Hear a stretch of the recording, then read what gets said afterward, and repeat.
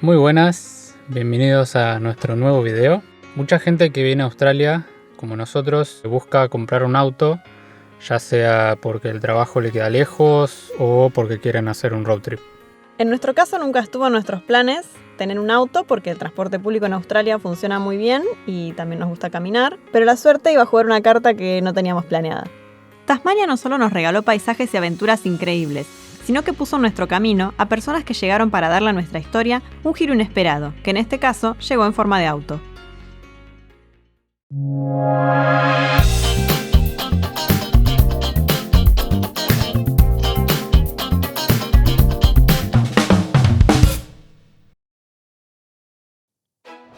Aproximadamente un 35% de la población mundial maneja por la izquierda, y los países que lo hacen son en su mayoría antiguas colonias británicas. Esto suena un poco extraño, pero hay una razón. En la Edad Media, los jinetes cabalgaban por la izquierda porque era la opción más segura en ese tipo de sociedades feudales tan violentas. Dado que la mayoría de las personas son diestras, los espadachines preferían mantener la izquierda para poder tener su brazo derecho del lado del oponente y tener un mejor manejo de la espada en caso de ser atacados.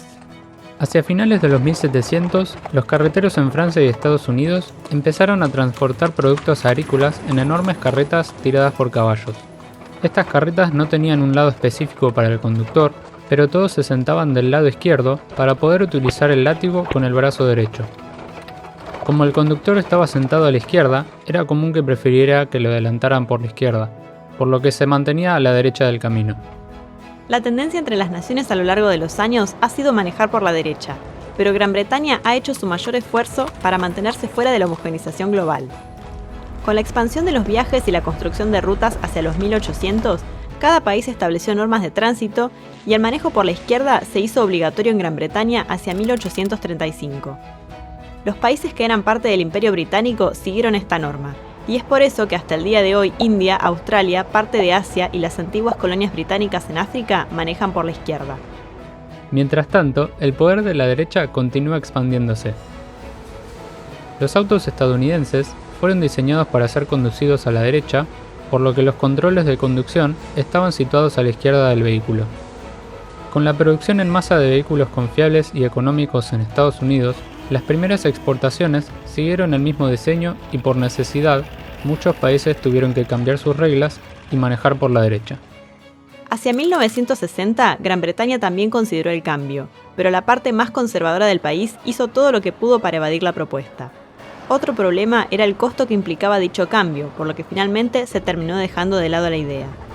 Hoy en día, solo 4 países europeos conducen por la izquierda: Reino Unido, Irlanda, Ciprés y Malta.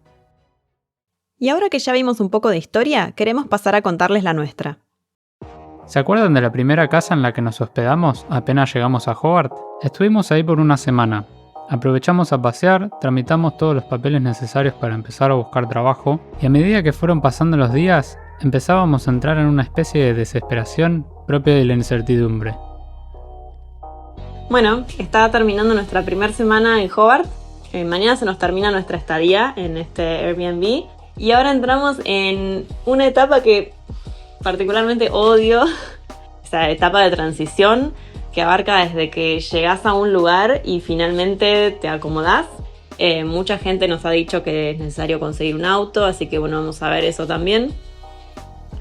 Una tarde, mientras estábamos usando la computadora, viene Jade, nuestro anfitrión, que había llegado de trabajar y nos pregunta si necesitábamos un auto. Le dijimos que no, que si podíamos evitarlo, que mejor, pero que si en algún momento llegábamos a necesitarlo, lo íbamos a considerar. Y en ese momento dijo algo como: qué lástima, porque yo tengo un auto del que me quiero deshacer, y bueno, si ustedes necesitaban un auto, yo se los podía dar. Decidimos preguntarle un poco más qué tipo de auto era, cuánto pedía, y bueno, nos dijo: la verdad que no pido nada, solo tendrían que pagar el costo de la transferencia. ¿Qué tal? Tener un auto de golpe ya no sonaba algo tan alocado. El Camry blanco del 98 estaba muy bien parado, pero por dentro era un basural. Nuestro anfitrión se tomó la molestia de llevarnos a nuestra nueva casa, que spoiler alert, en ese momento no sabíamos que iba a terminar siendo nuestro destino final en Tasmania, porque en un principio solo habíamos alquilado por una semana. Bueno, lo sacamos a dar una vuelta para probarlo. La caja automática andaba perfecto, el motor no hacía ningún ruido. Si hubiéramos estado buscando auto para comprar, yo creo que hubiéramos pasado de largo porque tenía un estado de abandono increíble, pobre auto. Pero con Jason nos miramos y dijimos, es gratis. Así que nos decidimos, volvimos a la casa y le dijimos que lo queríamos.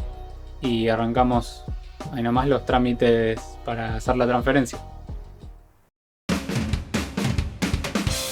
Para poder circular legalmente es necesario contar con un papel que se llama Rego, que es el documento que identifica el vehículo y que hay que poner al nombre del nuevo titular en el momento en el que se hace la compra del auto.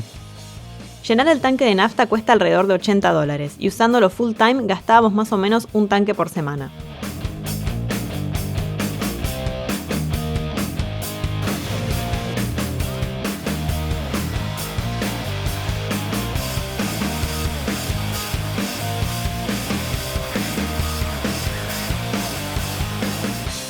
Poner el auto a punto nos costó bastante, pero quedó increíble. En total pagamos $350 de transferencia y unos 500 más entre mecánico, lavadero y accesorios. Cualquier persona con licencia está habilitada para conducir y nos dijeron que no había ningún problema que circulemos con nuestra licencia argentina, así que ya estábamos listos para la aventura. Bueno, y una de las cosas más importantes a considerar si vas a comprar un auto acá es que el volante está del otro lado. El control para el limpiaparabrisas está del lado izquierdo y el guiño y la luz del lado derecho.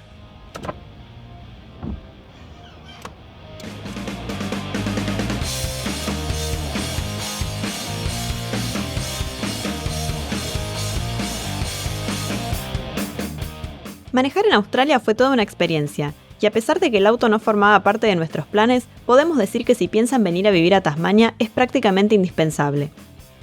Esperamos que hayan disfrutado este video. Si les gustó, denle like y si todavía no lo hicieron, suscríbanse a nuestro canal. También les dejamos nuestro Instagram donde subimos fotos de nuestras aventuras por el mundo.